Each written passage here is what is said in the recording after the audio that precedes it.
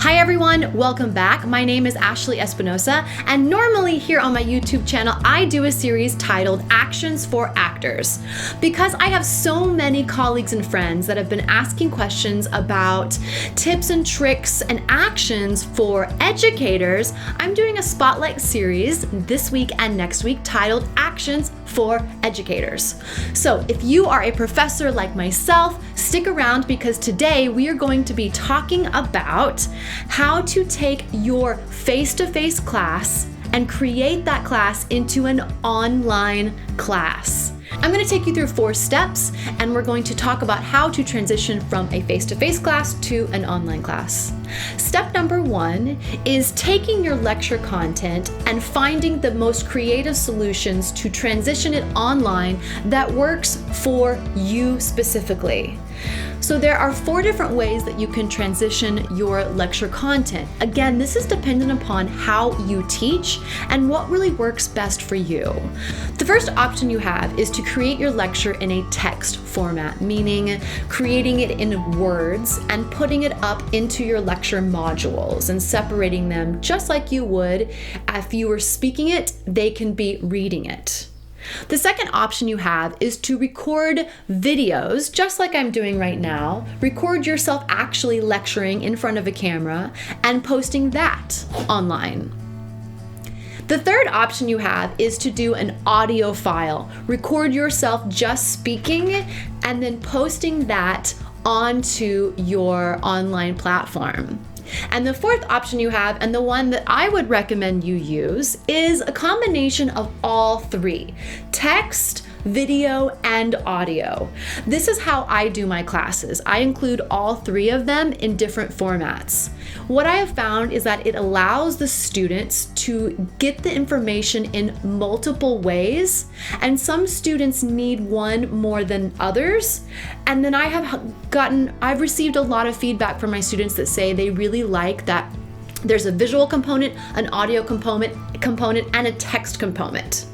Now, the best way to do this is when I create my actual lecture content. I take my keynotes, or perhaps you use PowerPoint lectures, and I will take the information that I've already created for my face-to-face class off my keynote slides, and I will then format and translate that into a module, a page, onto Canvas, which is the platform that most of us use.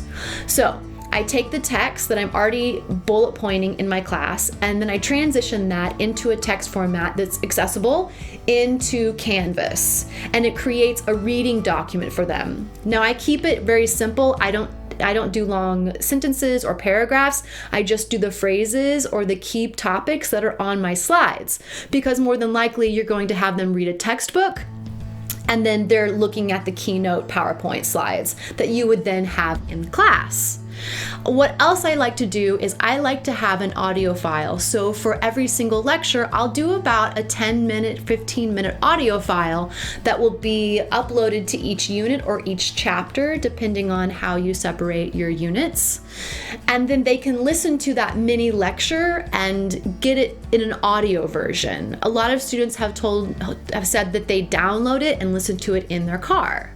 And then another great component is having some type of video where the students get to hear you and see you and feel like it's more of a personal level. So what I'll do is I will film at the beginning of every week a video capturing what we covered last week as a follow-up, what we're going to cover this week, and I'll do a little mini 5 to 10 minute lecture, and then I will also remind them of any quizzes, any exams, anything that's coming up, any discussion posts, all in a video format.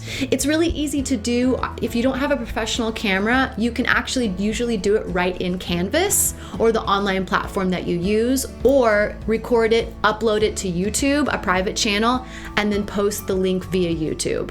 What that really does with a video is it gives the students a connection to you face to face versus you just typing something. It really does make it more personal. So I find a way to do all 3 on a continuous, consistent basis. The next step that you want to think about is going to be how you create that engagement with your students. And the best way to do this online is through discussion posts. The first discussion post I really like to do, I upload this before even the first day of class and give them access to it. The first week they have to post a discussion that is going to introduce themselves to the class. So I ask them, depending on their comfort, what they feel comfortable posting, I say post a video or an audio clip or a picture of yourself saying why you're taking this class, where you're from, what is your favorite thing about theater, and if it's a musical theater history class, I ask them to tell us their favorite musical and why. And that really starts to allow them to, one, understand how an online class works with the technology, and two, they're engaging with you immediately, and other students can comment on that post saying, oh, I go to that school too, or I love that musical as well. Or sometimes I'll have students that are posting and they're taking the class and they're in another country because they're on vacation for a couple of weeks. And that's always really exciting that the other students as well get to interact with each other and comment. What you also want to do is create your discussions that you have in class in an actual discussion post. So you go in, create the discussion that you want them to have. Oftentimes I'll say, watch this 5-minute video on Oscar Eustis and what he talks about with the public theater and Hamilton.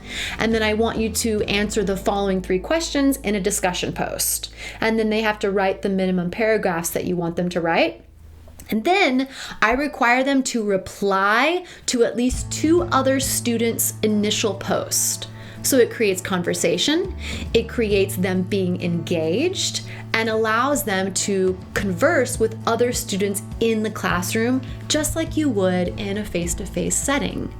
I've actually noticed that many students do more engaging and more discussing online than they actually do face-to-face, because they're a little less timid and scared, I've noticed, by it being an online factor. The third option you want to think about is how you're going to initiate your exams. I offer the same number of quizzes and midterm and final exams that I do in a face-to-face class in an online class.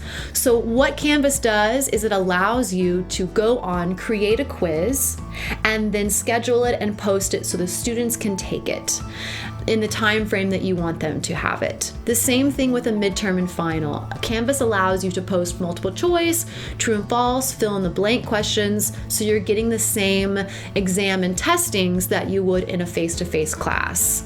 Now, most of the time on these exams, they're kind of like a Scantron almost, so they're automatically graded as soon as the student takes it, and you can allow them so much time and so many times they can retake it. I found that a great idea is to do 30 minutes for a quiz, depending on how long your quiz is, and an hour for a midterm or final, and then I give them 2 attempts. So it's really up to you. It depends on how you want to run your class, but the great thing about doing quizzes and exams is the student takes them and it's automatically picks the highest grade, and you don't have to grade it, it automatically posts it for them. So quizzes and exams are the easier part, I think, to creating an online class, because it's very similar to your face-to-face class. If you do what I do, which is I do video quizzes, where I post a video and then they have to answer a question in regards to that video, you can still do that within Canvas. You can upload a video or a YouTube link or a picture and have that video play, and then they must answer that question. So very similar to a face-to-face class. The fourth component is going to be the writing component that you do. Now, if you're doing an essay or a research paper or any type of critique paper, you can also include that in your class online. So that's very easy as well to transition. What I have found is for online classes, because some students, specifically in community colleges, are not going to be located often in the city that they are taking that class, they are abroad or they are in a different area of the state, or they can't get to class because they are a parent and they work and they're doing the classes in the evening, I make sure that I transition into allowing them to view videos and performances online. versus them having to attend a show. It really makes it challenging for people that are trying to finish their degrees and they are parents or they work all day and they don't have the time or the means to travel to get to a show. It allows them to still be a part of it and to see it online and still write a critique. So if you're thinking about doing a critique, consider doing one that's published online or is available to them on YouTube or Netflix or Hulu or an online platform that they can view it and then write a critique. If you're doing a research paper or an essay paper, you can still definitely do that within Canvas. All you have to do is post the information that you want them to watch or to consider or the questions you want them to answer, and then they upload a PDF into Canvas just like they would if they would turn it in face-to-face. So that again is another easy component for an online class. Now that you have these 4 components organized and how you're going to transition from an online to face-to-face class, the next thing we need to cover is now how are you going to take all that information and put that into Canvas, which is the online platform that almost every single university, college, community college uses now, and make it easy, accessible, and convenient and concise for the students to follow along without getting confused. It is kind of like creating an online website. So next week, I'm going to take you into my Canvas shells and show you exactly the basics of how to formulate and to put this information in to get you started on the basics of your online classes.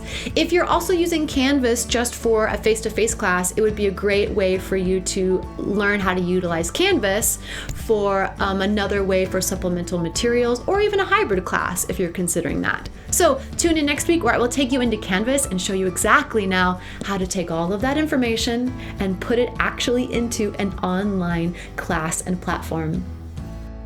Have a great week.